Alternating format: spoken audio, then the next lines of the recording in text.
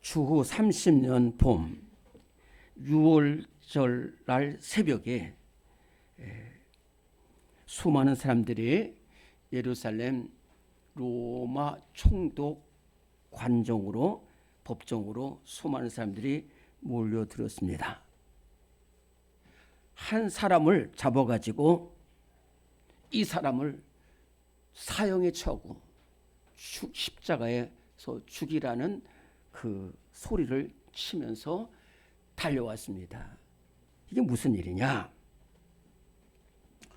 오늘 권사님 기도하신 대로 예수님께서 이렇게 수많은 사람들에게 하나님의 말씀을 전하고 가르치고 환자를 살리고 죽어가는 사람을 살리니까 백성들이 전부 예수님을 따르는 거예요.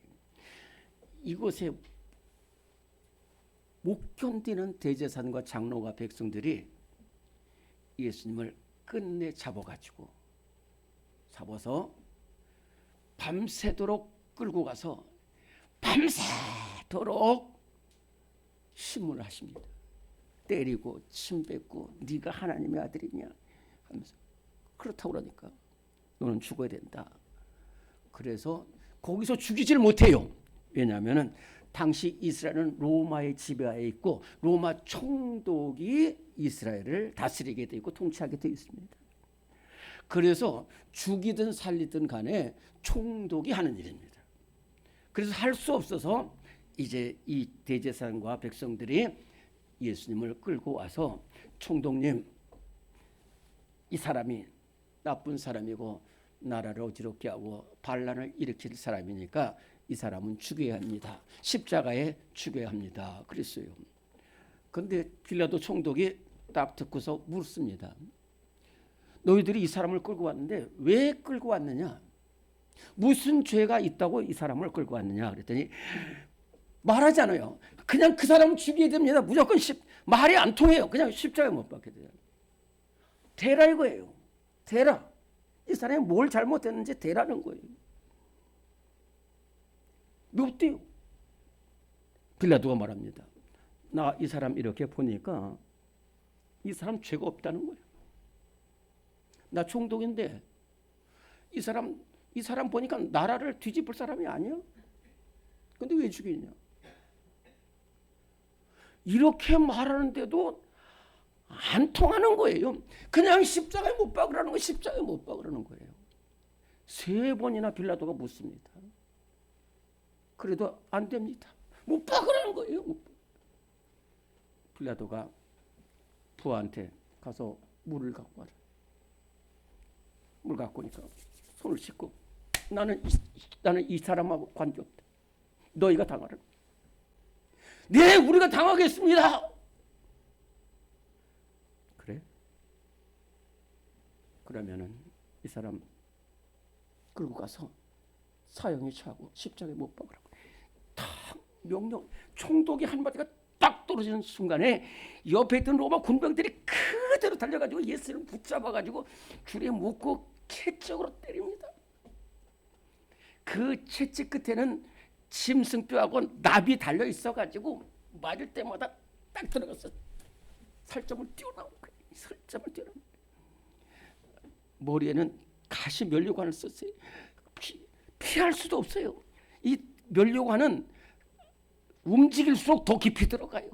그래가지고 거기서 피를 다 흘리는 거고 또 몸에서 채찍을 맞아 피를 흘려가지고. 왜 그러냐? 이제 곧 십자가를 져가지고 1km 언덕에 있는 골고다로 가게 되는데 이게 힘이 있으면 안 돼. 이 죄수가 힘이 있으면 혹시라도 막 때려 부시고 도망갈지도 모르니까 겨울 거반 춥게끔 다 만들어 놓고 그리고 이제 올라갑니다. 빌라도의 뜰에서 골고다 언덕까지 한 1000m, 100m, 1km 정도 되는데 올라가는 길입니다. 근데 딱 형식평이 딱 끝나고 나서 최고 책임자는 백부장입니다. 백부장이 말을 타고 가고 그 뒤에 로마 군병들이 따라오고 그 뒤에 죄수들이 따라오고 그 다음에 그 뒤에는 이 죄수들을 고발한 대제사장과 장들과 백성들이 따라오고 그 뒤에는 슬피 울며 따라오는 여자들이 이렇게 올라가는데 그 소식을 듣고서 그 좁은 길에 양쪽으로 수많은 사람들이 와서 구경하고 무슨 일이 있는가 보게 됐어요.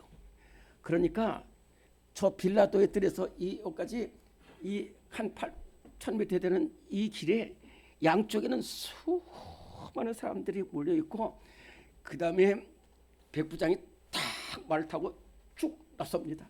군병들이 따라옵니다. 죄수들이 따라오고 예수님 따라오고 그 다음에 대제사장들 장로들 따라오고 그 다음에 여인들이 가슴을 치면서 막 따라오는 거예요. 이 길이. 그런데 이제 한 3분의 2 정도까지 왔을 때에 예수님이 계속해서 쓰러지십니다. 왜 예수님이 계속해서 쓰러지시느냐? 첫째로 너무 신문을 오래 받았어요. 저녁 때부터 시작해서 밤새도록 신문하고 때리고 침뱉고 욕하고 그리고 이제 빌라도에 갔어요. 그래서 빌라도가 또 거기서 사형을 억울한 재판, 정말 이 세상에서 가장 억울한 재판, 가장 공정하지 못한 재판을 해서 사형인데 사형하니까 또 로마 군병들이 또 때려가지고 다 탈진했어요. 그 다음에 네가 못 박히는 십자가를 이 나무를 가져가는데 이 나무가 사람이 지고 가기에는 벅찬 나무입니다. 그래서 그거를 메고 힘없이 탈진되고 물과 피를 다 쏟아주신 예수님이 또 무거운 십자가를 지고 가는데 또 언덕입니다. 또 올라가는 거예요. 그 예수님이 쓰러지시려고 한 게 아니야. 쓰러질 수밖에 없어요. 쓰러지니까 또 체력을 떼서 목을 하면서 끌고 가요. 그런데 더 이상 예수님이 갈 수 없게 됐어요. 이제는 더 이상 안 가려고 하는 게 아니라 더 이상 갈 수가 없게 고난을 받으셨어요. 그때 론지누스라고 전해오는 이 백부장의 이 시간을 딱 보더니 저게 좀 검게 거울린 사람한 청년 같은 사람을 너 나오라는 거예요. 그 사람이 바로 오늘 말씀에 있는 구레네 사람, 구레네에서 온 시몬이라는 사람입니다. 6월절입니다. 오늘 예수님께서 지금 십자가에 못 박히신 이 날이 6월절입니다. 이스라엘 백성들을 애굽에서 하나님이 건져주신 것을 기념하는 귀한 날이에요. 그래서 이 귀한 날에는 이스라엘 남자는 모두가 어느 곳에 있든지 예루살렘에 와서 하나님 앞에 6월절을 지키게 되어 있어서 이 구레네 사람은 한 달에 걸려가지고 구레네에서 북아프리카 북쪽에 거기서 와가지고 6월절을 지키고 이제 내려가게 되어 있는 그 청년이 거기에 와 있을 때에 백부장이 그 시몬을 지적하면 나오라는 거예요. 너 나오라는 거예요. 그래서 이 시몬을 가서 너는 한 가지 너한테 부탁하는 것은 이 사람이 못 간다 이거예요. 그러니까 너는 대신 이 사람 뒤에서 이 십자가만 지고 가. 나무만 들고 가면 돼. 그리고 거기서 너를 가도 된다는 거예요. 그래서 이 시몬이 그 십자가를 지고 올라갔습니다.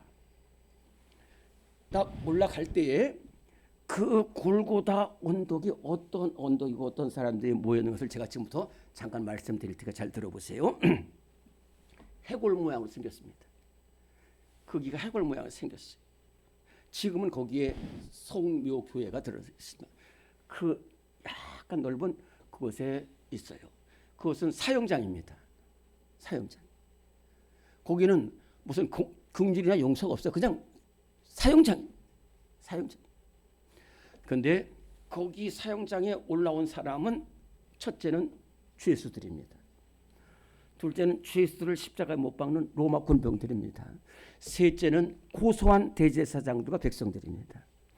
네 번째는 슬피 울며 가슴을 치며 따라오는 여인들.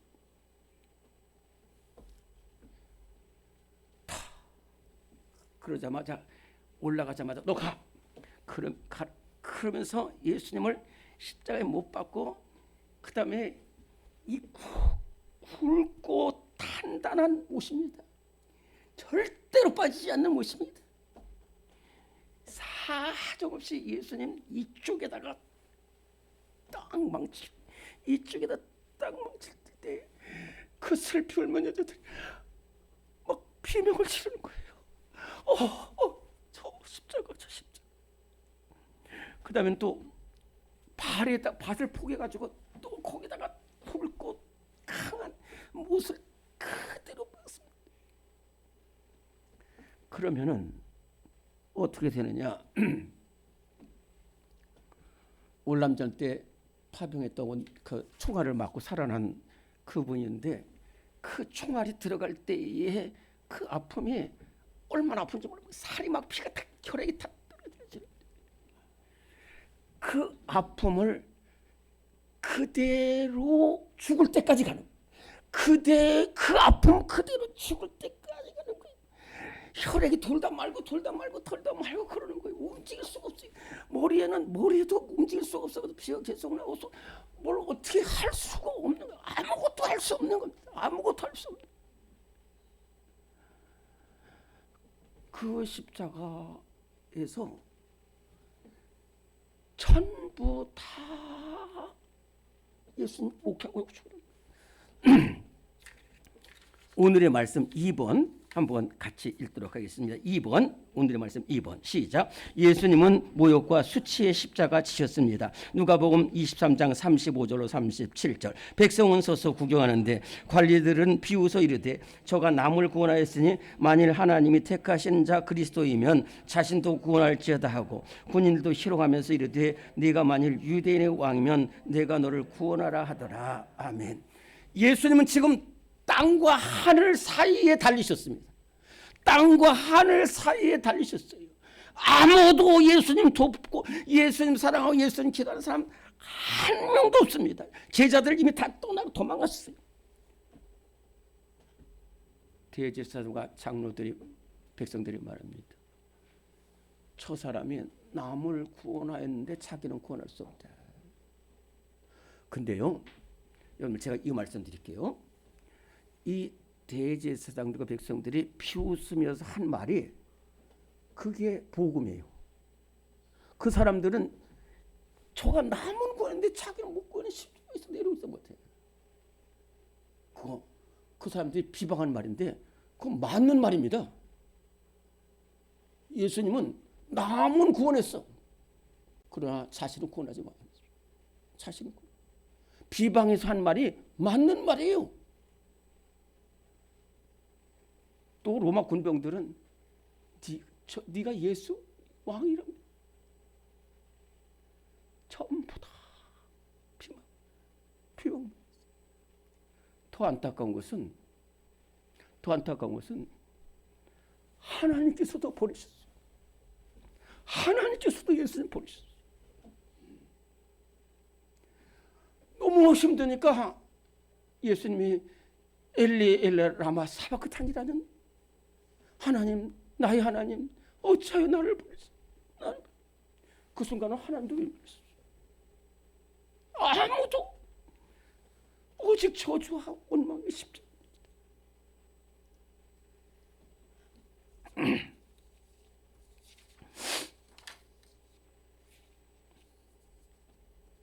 그 현장에 놀라운 음성이 들립니다. 놀라운 음성. 우리 잘 아는 말씀이지만은 누가복음 23장 34절. 이에 예수께서 이르시되 아버지 저들을 사하여 주옵소서. 자기들이 하는 것을 알지 못함이니이다. 그 예수님이 기도를 하셨어요. 근데 기도가 뭐냐? 하나님 나 살려다. 너무 고통스럽습니다. 나 살려주시고 나 못 박는 사람들 저 사람들을 보내달라고 하는 기도가 아니라니까요. 나를 살려주셔서 정말로 내가 그리스도이라는 것을 세상에 알게 해주세요. 그 기도도 아니에요.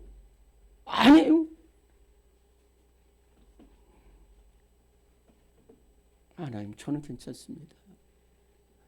그러나 나를 모르고 하는 저 사람들을 용서해 달라는 거예요. 용서해 달라.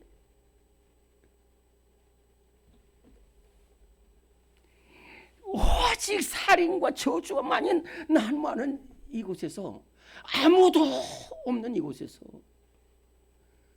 예수님 혼자서 사랑으로 기도하셨어요. 그 기도를 들은 사람들이 누구냐면은 저 슬피 울며 따라온 여자들. 오늘 찬양 예배 때 제가 말씀드립니다. 그 여인들.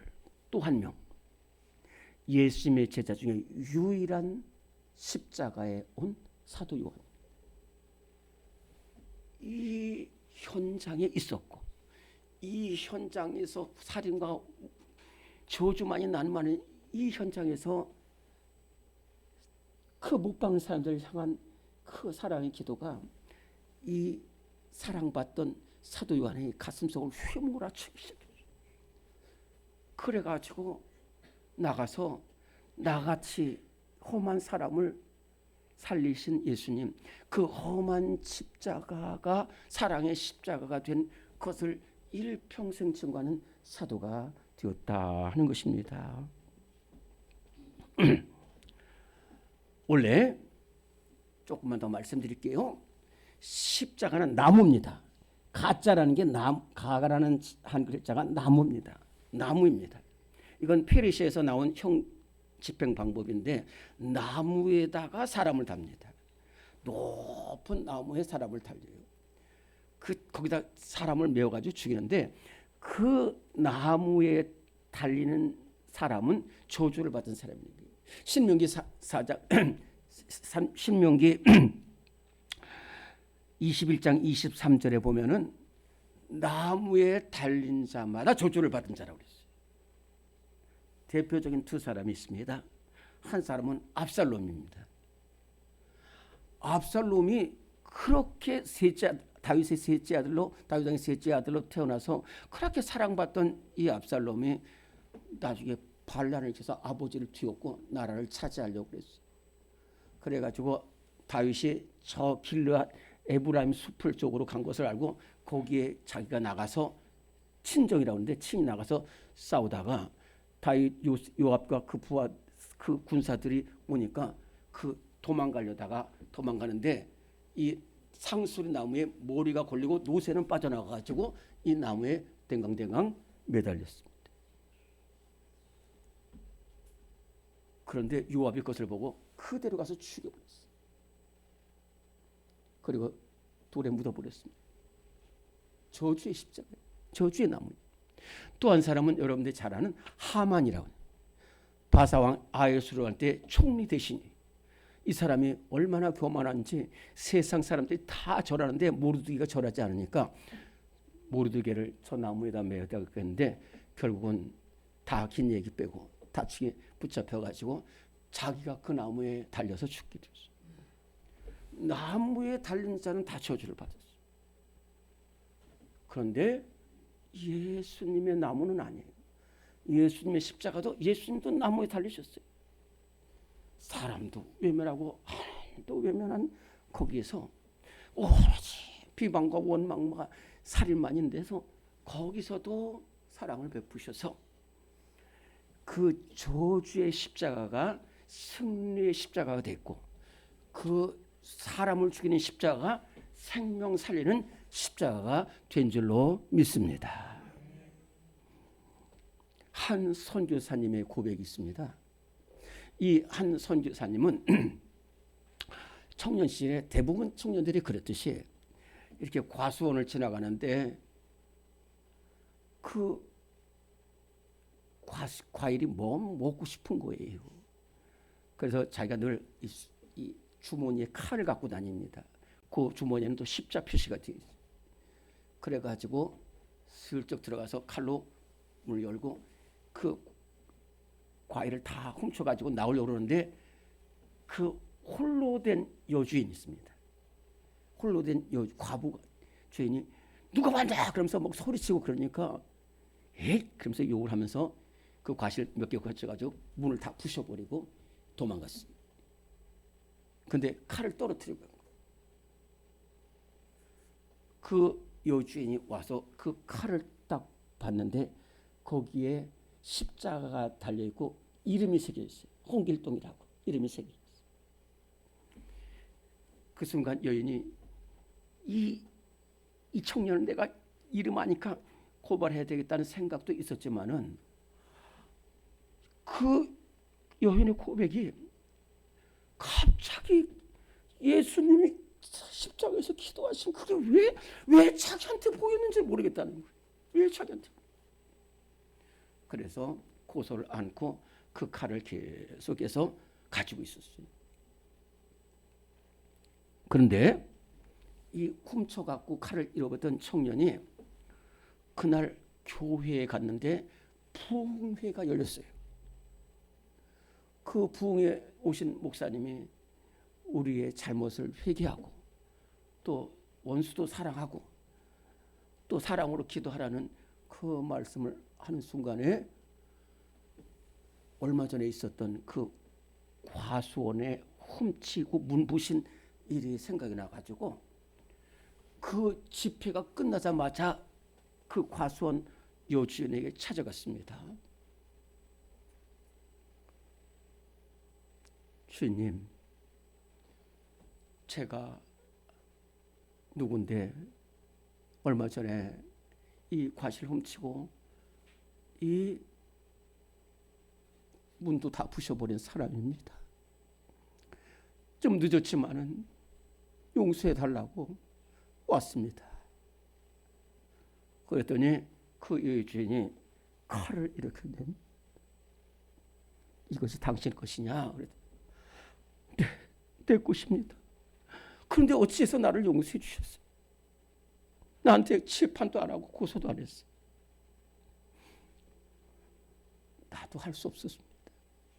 나도 할 수 없었는데 그날 나도 모르게 예수님 그 십자가가 보여서 그래서 이 칼주인이 주님을 만나게 해달라고만 기도했다는 거예요. 그랬더니 이 청년이 내가 주님을 만났다는 거예요. 울면서 이러고 나도 이 사랑을 전해야 되겠다 해서 선교사가 되어서 수많은 영혼을 구원했다는 거예요. 오늘 그 선교사뿐만이 아닙니다. 만델라나 손양원 목사님이나 오늘도 수많은 사람들이 그렇게 사랑을 전할 수 있는 것은 예수님이 지신 십자가. 예수님이 지신 십자가는 저주의 십자가였지만은 사랑의 십자가가 되었고 패배의 십자가였지만은 승리의 십자가가 되고 기도의 십자가가 되어서 오늘 우리도 예수님 십자가 바라볼 때에 가는 곳마다 사랑의 사도로서 살아가는 우리 모두가 될 줄로 믿습니다. 하나님 아버지, 주님의 귀하신 은혜와 사랑을 감사드립니다. 억울한 십자가, 고통과 부끄러움과 수치의 십자가 짊어지셨지만 그 십자가를 사랑의 십자가로